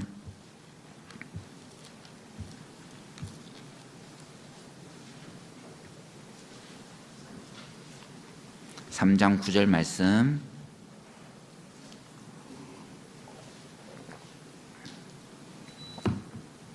데살로니가 전서 3장 9절 말씀 같이 읽겠습니다.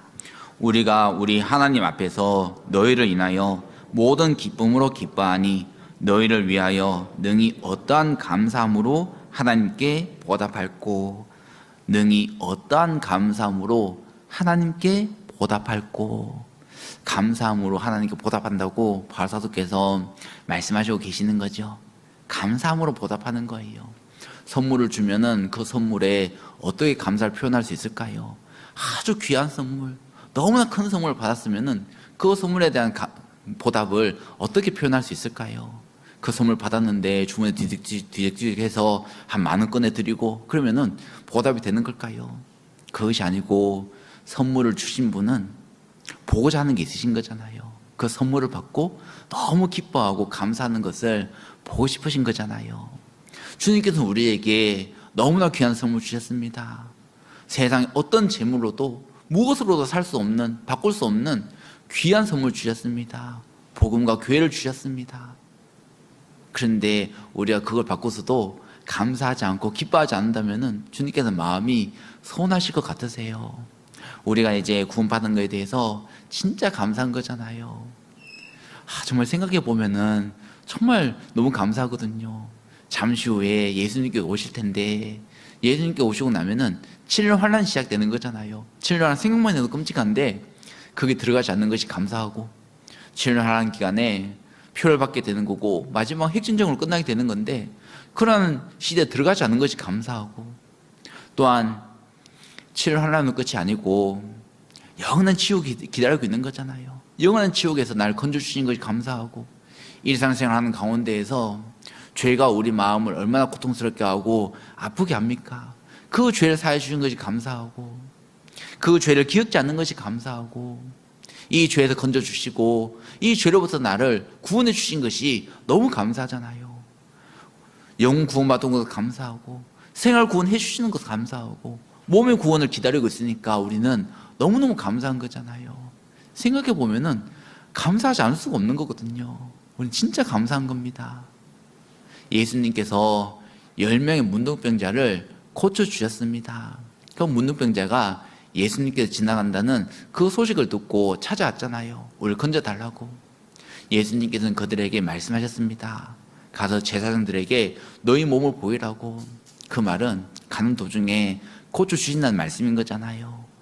제사장이 너희 몸을 보이라. 그때는 제사장에게 몸을 보이고 정하다 깨끗함을 받고 집으로 돌아올 수 있기 때문에 고쳐주신다는 그런 말씀인 거예요. 가다가 10명이 다 고침을 받았습니다. 그런데 그 중에 9명은 어떻게 했습니까? 계속해서 제사장에게 나아갔죠. 자기 몸에 고침을 보여드리고 정하다 판정을 받고 자기 집으로 돌아갔을 겁니다. 예수님께 다시 오지 않았습니다. 그러나 한 명 사마리아 사람만은 고침을 받고 다시 예수님께 돌아와서 예수님께 살해했습니다. 감사했습니다. 주님은 그 한 명에게 물으시잖아요. 그 9은 어디 있느냐 이렇게 물으시는 겁니다. 10사람이 다 고침을 받지 아니하였느냐. 근데 다시 돌아와서 감사함 표하는 사람은 한 사람밖에 없느냐 이렇게 주님께서는 말씀하시고 계시는 거예요. 우리가 하나님께 감사함을 잊어버리고 살고 있다면 그 9명에 포함되는 거죠. 그러나 우리가 감사함 가운데 살아간다면 주님께서 그것을 기뻐하시고 너무나 좋아하시는 겁니다. 그 사마리아 사람은 감사함으로 말미암아서 또 더 큰 축복 받았습니다. 그래서 예수님께는 그에게 내 믿음이 너를 구원하였다 그렇게 말씀하시잖아요. 그는 몸의 구원도 받았을 뿐만 아니라 몸까지도 깨끗하게 되었을 뿐만 아니라 영혼 구원까지도 받고 돌아가게 되었습니다. 감사한 사람에게는 주님께서 축복을 더해 주시는 거예요. 감사한 사람에게는 주님께서 은혜를 더해주시는 겁니다. 그런데 감사함을 잃어버린 사람은 더 이상 감사를, 더 축복을 누리지를 못하는 거죠. 그래서 이런 말이 있어요. 노래는 부를 때까지 노래가 아니며 종은 울릴 때까지 종이 아니며 축복은 감사할 때까지 축복이 아니다. 그런 얘기가 있는 겁니다. 축복은 감사를 말미암아서 더 풍성이 넘칠 수가 있는 거거든요. 우리는 나에게 주신 모든 것에 대해서 감사해야 되는 거예요. 나에게 주신 어떤 무슨 일이 있다 하더라도 그것은 다 감사할 수 있는 그런 제목인 겁니다. 나에게 고난이 있다 하더라도 그것 또한 감사한 일이잖아요. 이스라엘 사람들이 애굽에서 나와서 광야를 통과해서 가나안 땅으로 가는 길이었습니다. 그 광야를 통과하는 그것까지도 다 감사한 거예요. 우리가 신앙생활하는 가운데에서 아픔이 있습니다. 슬픔이 있습니다. 괴로움도 있습니다. 그런데 그 모든 것들이 다 감사할 수 있는 그런 일인 거잖아요. 왜? 이것이 끝이 아니고 이 고난이 여기가 종착지가 아닌 거예요.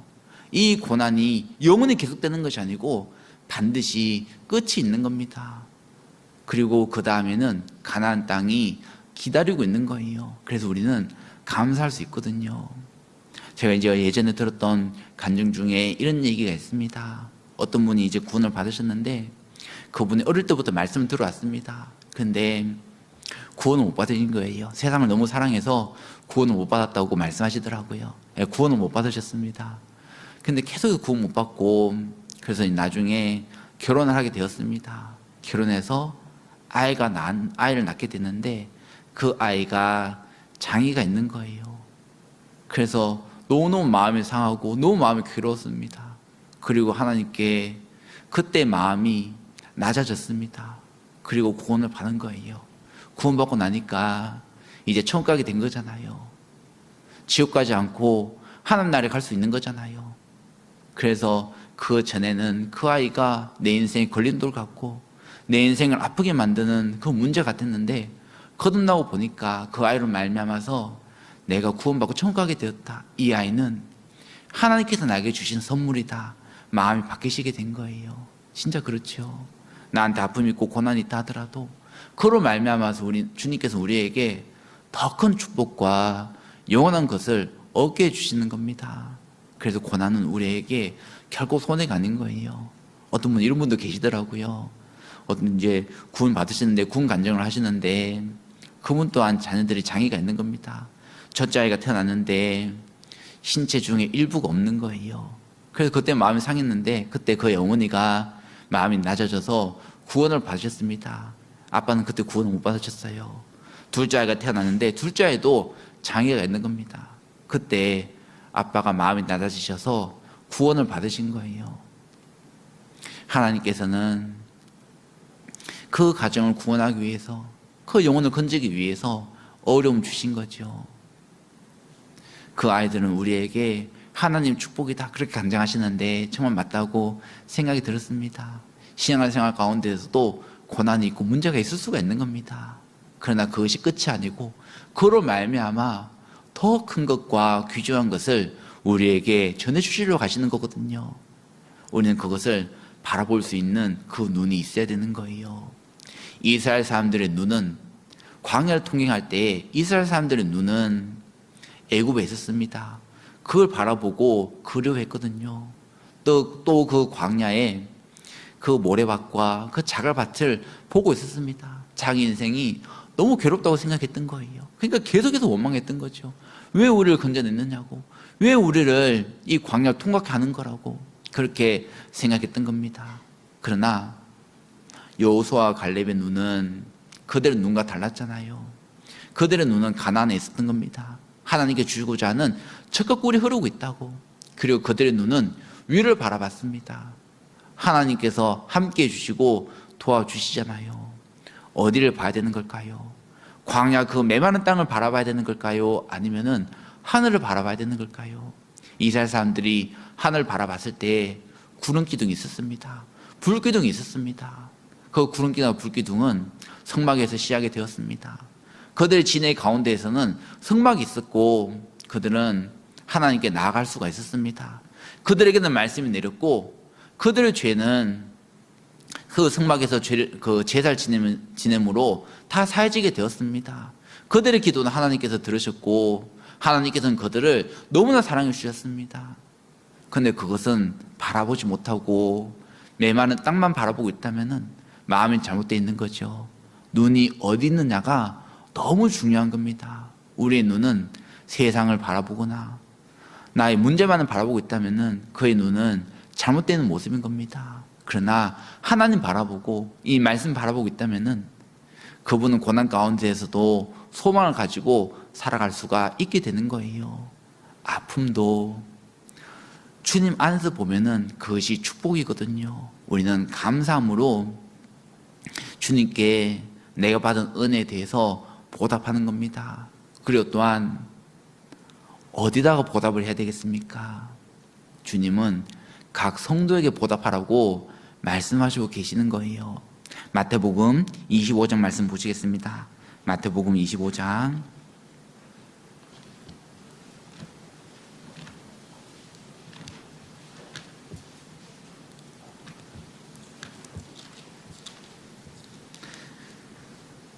마태복음 25장 45절 말씀.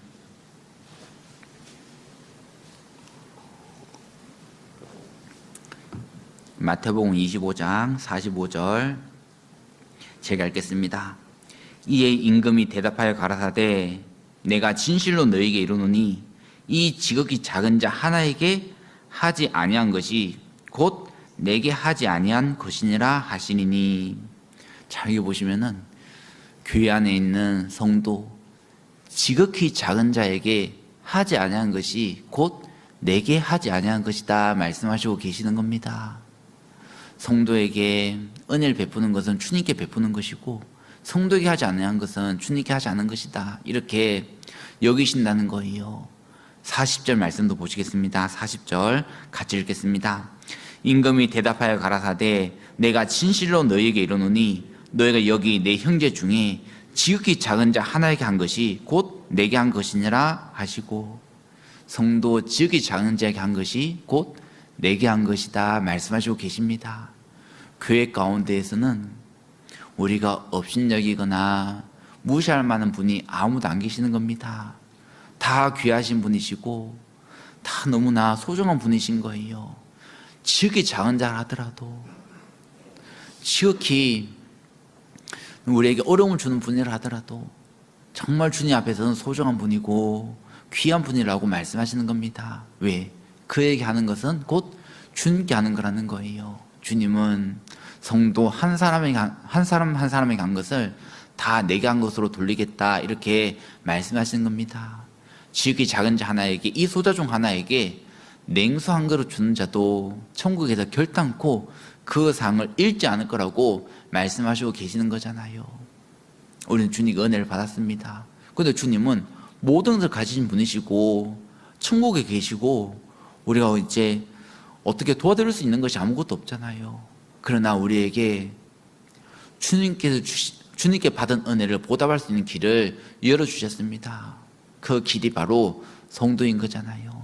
성도 한 사람 한 사람에게 주님 대하듯이 대하고 정말 그분들 도와주고 또 찾아가고 같이 교제하고 어려움을 들어주고 위로해주고 한다면은 주님께서는 그것은 나에게 한 것이다 그렇게 여기시는 겁니다. 사람이 은혜를 받았는데 갚을 길이 없으면은 그것이 마음에 큰 고통이 되거든요. 예전 어떤 이제 부모님이 돌아가신 그분을 장례식장에서 함께 교제하게 되었습니다. 그분이 마음에 어려운 점이 그런 거라는 거예요. 내가 부모님께 많은 은혜를 받았는데 그 은혜를 조금 갚으려고 그러니까 부모님이 너무 일찍 돌아가셨다고. 그래서 은혜를 조금 더 갚지 못하고 그것이 내 마음에 한해 된다고 이렇게 말씀하시더라고요. 자, 그 이야기 들으면서 내가 지금 은혜를 갚을 수 있는 길이 있다는 것이 얼마나 큰 그 또한 축복이고 은혜인가를 생각하게 되었습니다. 주님께 은혜를 받았는데 어떻게든지 갚아드려야 되는데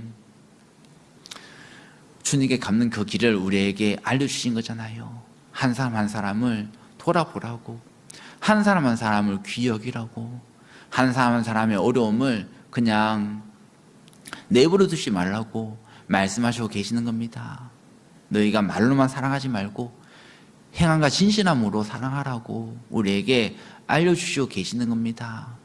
성도는 너무나 귀한 분이신 거예요. 성도는 너무나 소중한 분이신 겁니다. 서로를 대할 때 정말 주님을 대하듯이 대한다면은 우리 교회 가운데에서 더 큰 주님 역사가 나타나게 될 겁니다.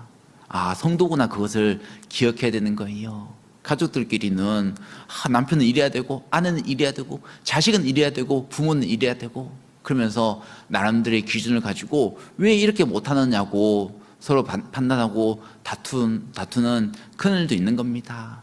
그런데 남편이기 이전에 성도이고, 아내이기 이전에 성도인 거예요. 자식이기 이전에 성도이고, 부모이기 이전에 성도인 겁니다.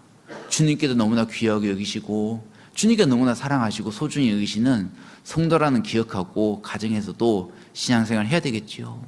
교회에서는 물론이죠. 교회에서는 다 성도시잖아요. 그리고 아직 성도가 아닌 분이 계신다면은 그분을 더 도와드리고 더 친근하게 대드려서 성도가 될 수 있도록, 형제 자매가 될 수 있도록 우리가 도와드려야 되는 거잖아요. 교회는 나오시는데 아직 성도가 아닌 분을 이렇게 부르더라고요. 형제가 아니고 헝제 이렇게 부르시더라고요. 자매가 아니고 지매 이렇게 부르시는데 아직 헝제이시고 지매이신 분들은 정말 잘 도와드리고 또 그분의 말씀을 잘 들을 수 있도록 정말 사랑해드리고, 그렇게 해서 함께 천국 갈 수 있도록 우리가 도와드려야 되는 거죠. 성도를 사랑하는 것, 이것이 주님께서 너무나 귀하게 여기시는 거예요. 주님께서 십자가 달리시기 전에 기도한 내용이 요한복음 17장에 나옵니다. 기도의 내용 중에 이 내용이 있는 거예요. 저희로 하나가 되게 하옵소서. 저희로 하나가 되게 하옵소서. 그 기도 내용 중에서 많은 부분을 저희로 하나 되게 해달라는 그 기도를 주님께서 기도하시고 계시는 겁니다. 그런데 우리가 마음을 하나로 합치지 못하고 복음 전하는 일에 우리가 함께 마음을 쏟지 못한다면은 주님의 기도를 이루어 드릴 수가 없는 거잖아요.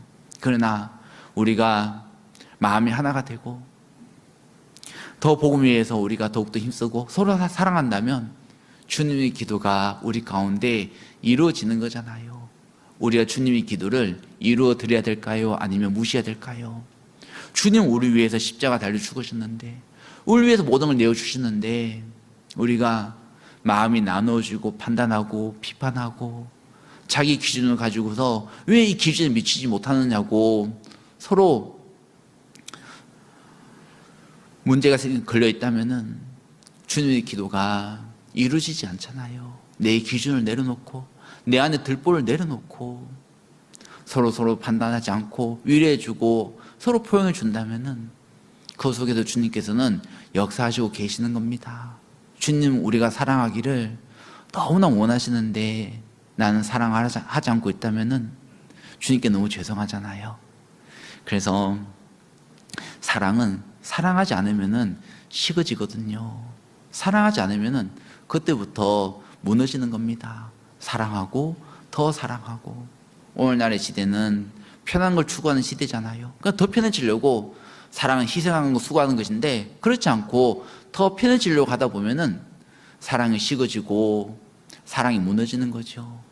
사랑하니까 더 수고하고, 사랑하니까 더 배려하고, 사랑하니까 나의 욕구와 나의 마음 그걸 이겨내고 상대편이 얼마나 무엇을 기뻐하는지, 그리고 어떤 거 유익인지를 자꾸 생각하고 그 사랑을 지내주는 것이 맞는 모습인 거예요.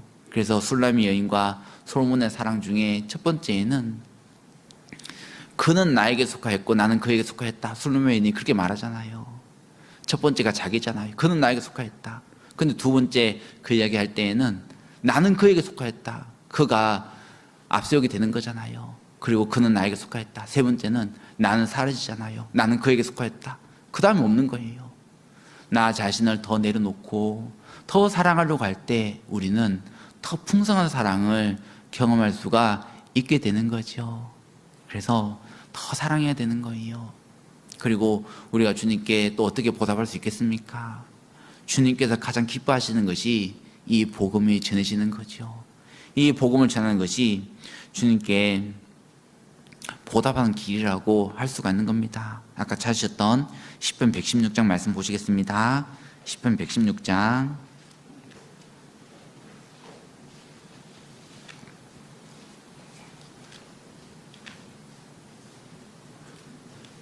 시편 116장 13절입니다.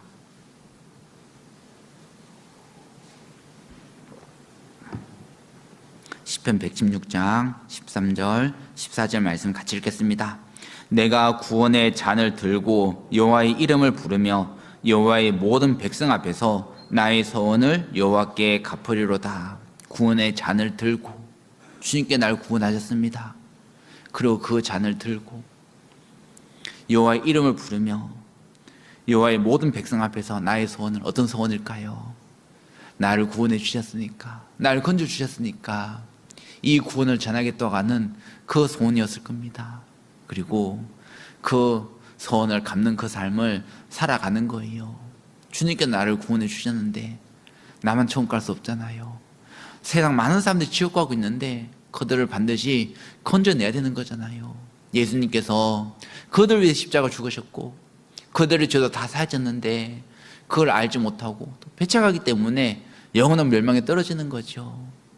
누가 가서 그들을 구해주겠습니까? 주님께서는 우리에게 복음 맡기셨고 구원의 잔을 주셨습니다. 그거 가서 전해주라고 말씀하시고 계시는 거예요. 이사야 선지자에게 하나님께서 말씀하십니다. 내가 누구를 보내며 누가 우리를 위하여 갈고, 이렇게 하나님께서 이사야 선지자에게 말씀해 주셨습니다. 이사야 선지자는 그 하나님 음성을 들었습니다. 이사야 선지자가 하나님 뵀을 때에 화로다 나여, 나에게 화가 미쳤다, 나는 입술에 부정한 사람이다, 이제 그렇게 이야기했던 겁니다. 하나님 뵀을 때 너무나 두려웠습니다. 그런데 숯불 위에 화로에 이제 숯불을 가지고 입에다 대고 정하다 해주셨거든요. 하나님 앞에 정해졌습니다. 그에게 하나님께서는 내가 누구를 보낼고 말씀하시는 거예요. 우리도 처음에 말씀 앞에 섰을 때에는 정말 내가 지옥 갈 죄인, 저주받은 죄인이었던 거잖아요. 예수님 피로 우리 죄가 다 사해졌습니다. 우리는 구원을 받았고 하나님 자녀가 되었고 주님의 일꾼이 되었습니다. 우리에게 또한 주님께서는 말씀하시고 계시는 거예요. 묻고 계시는 겁니다. 이 구미 지역에 내가 누구를 보내며 누가 우리를 위하여 갈고, 이렇게 주님께서는 우리에게 말씀하십니다. 이 성경으로 말씀하시고 우리 마음에 말씀하시는 겁니다. 내가 누구를 보내며, 우리 가족에게 내가 누구를 보내며 주님께서는 묻고 계시는 겁니다. 우리 양심에 주님의 그 질문이 나를 향한 질문이라는 것을 일깨우고 있는 거잖아요. 주님께서는 누가 우리를 위하여 갈고 우리에게 물으시고 계시는 겁니다. 여러분들은 지금 마음속으로 무엇이라고 대답하시고 계십니까? 저는 아니에요, 이렇게 이제 말씀하시면 안 되는 거죠. 저는 못 가요, 그러면 안 되는 거잖아요. 주님, 저를 부르시고 계시네요. 복음 전하라고 저에게 요청하시고 계시네요. 제가 가겠습니다. 예, 제가 가겠습니다.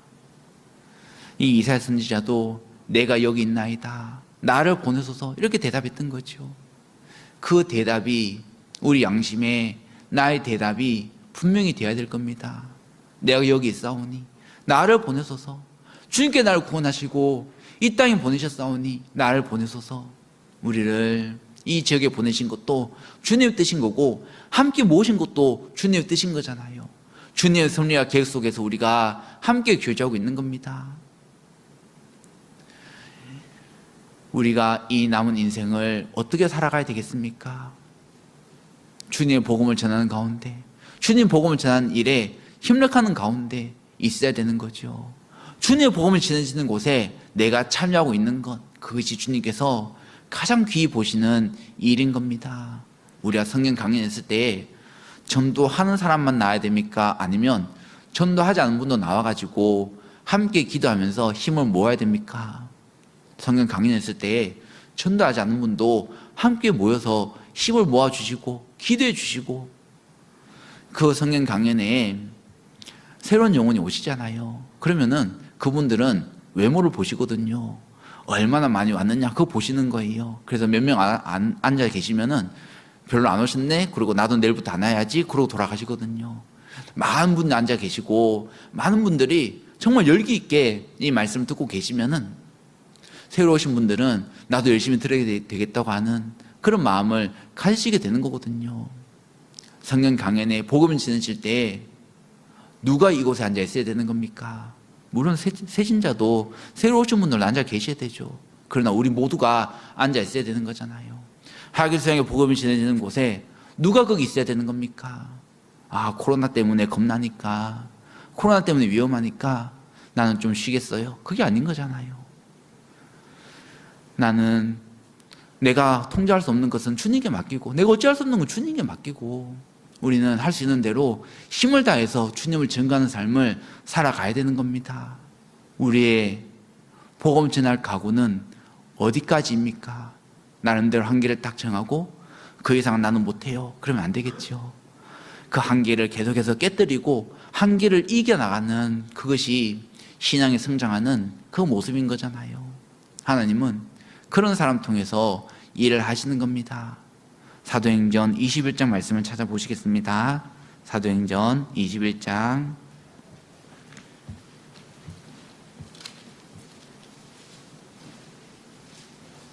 13절 말씀.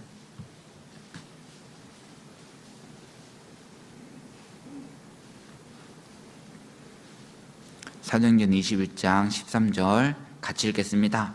바울이 대답하되 너희가 어찌하여 울어 내 마음을 상하게 하느냐? 나는 주 예수의 이름을 위하여 결박받을 뿐 아니라 예루살렘에서 죽을 것도 각오하였노라 하니. 바울 사도는 한계가 없었습니다. 결박받는 것 여기까지만 난 할 수 있고 더 이상은 못해요 아니었잖아요. 나는 줄이고 목마르고 배고픈 거 여기까지만, 그 이상은 못해요 아니었잖아요. 나는 거짓 형제의 위험을 당하고, 나는 여러 가지 치질도 당하고 돌에 맞기도 하고 여기까지만, 그러지 않았습니다. 나는 결박받을 뿐 아니라 예루살렘에서 죽을 것도 각오했노라니. 더 나가야 될 것을 우리에게 말씀하시는 거죠. 우리 나름대로 여기까지 난 할 만큼 했는데 더 이상 어떻게 하느냐 하는 생각이 드는 경우도 있을 수가 있을 겁니다. 그런데 거기에서 한 번 더, 거기에서 조금이라도 더 나아가고자 할 때 주님께서는 역사해 주시는 거예요. 바울 사도는 자기를 벼랑 끝까지 밀어붙였습니다. 주께서 날 미말에 두셨음에, 이 미말이 벼랑 끝이거든요. 벼랑까지 밀어붙였습니다. 거기에서 하나님께서 도와주시는 그 손길을 경험했던 거예요. 우리도 마찬가지인 거죠. 주님 증거하는 일에 우리를 계속해서 밀어붙이고, 사람마다 다 성품이 다르고 능력이 다르기 때문에 어려운 정도가 다를 수 있거든요. 어떤 분들은 누구에게 말 붙이는 것도 어려울 수가 있는 거고, 어떤 분들은 참 이렇게 소심해서 누구에게 전도하는 것 자체가 참 어려운 분도 있을 수가 있을 겁니다. 그러나 기도할 수 있잖아요. 그러나 조금이라도 더 이야기해 볼 수 있는 그런 기회 만들 수 있잖아요. 또 이제 다른 사람하고 좋은 관계 맺고 있는 분들은 그들에게 또 말씀을 전해줄 수도 있고 모셔올 수도 있고, 그렇게 우리가 생각할 수 있잖아요. 그러니까 우리는 더 크게 각오하고 주님을 증거해야 되겠습니다. 주님께서 가장 기뻐하시는 것은 영혼이 구원받는 일인 거죠. 우리는 그걸 분명히 알고 있습니다. 알고 있는 것은 책임이 있다는 거예요. 우리는 선택해야 되는 겁니다. 주님을 더욱 기쁘시게 할 것인지 아니면 나의 편안함을 쫓아 살아갈 것인지 선택해야 되는 겁니다. 바른 선택은 주님 위해서 사는 거예요. 그래서 주께서 나에게 베푸신 은혜가 있는 겁니다. 그 은혜를 우리가 기억하면서 그 은혜 속에서 생활하시면 너무 좋을 것 같습니다. 그리고 감사함으로 그 은혜를 보답하고, 또한 성도들에게 그 은혜를 보답하는 거예요. 성도 한 사람 한 사람에게 주님께 나에게 주시는 은혜를 보답한다는 마음으로 대한다면은 성도가 나한테 잘해주는 성도에게만 잘해주는 것이 아니고 내 마음 아프게 해주는 성도에게도 또 우리는 은혜를 베풀 수 있을 겁니다. 그리고 이 세상 아직 구원받지 않은 영혼들에게 주님 오신 날까지 영혼을 건지는 삶을 살아가시면 좋겠습니다. 같이 기도하고 마치겠습니다. 은혜롭고 자비로우신 아버지 하나님 감사합니다. 우리에게 늘 은혜로 인도해 주심에 감사드립니다. 우리는 은혜 속에 살아가고 있는데 우리가 혹 마음이 교만해지거나 악해져서 은혜를 잊어버릴까 봐 두렵습니다. 주님 은혜를 늘 기억하면서 그 은혜의 조금이라도 더욱 보답하면서 살아갈 수 있도록 도와주시옵소서. 우리를 통해서 복음을 전하실 수 있도록 주님께서 함께 하시고 우리에게 담대함과 지혜와 능력을 더하여 주시기를 간절히 바랍니다. 우리 남은 삶을 주님께 드리겠사오니 주님께서 우리를 복음의 일꾼으로 사용하여 주시옵소서. 오늘 남은 일정도 함께해 주시기를 바라오며 우리를 사랑하시는 예수님의 이름으로 기도드립니다. 아멘.